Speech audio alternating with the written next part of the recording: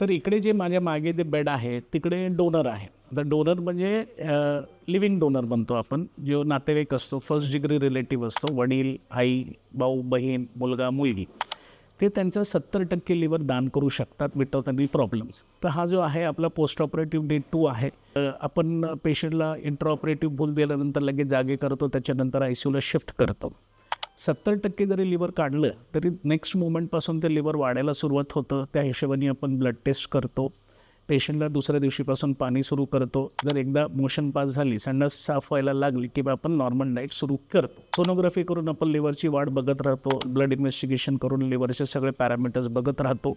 आणि pain killer खूप महत्त्वाचं, कारण किती जर म्हणलं तरी पेशंट स्वतःचं ऑपरेशन दुसऱ्या कोणासाठी ते करतो. तर ह्या पेशंट्समध्ये आपण पेन हे खूप महत्त्वाचं घटक असतं आणि कुठल्याही प्रकारे पेन होऊ नये ह्याच्याकडे आपलं जास्त लक्ष असतं. त्या हिशोबाने कंटिन्युअस इन्फ्युजन, पेन किलरचे पॅच आपण पेशंटला लावतो.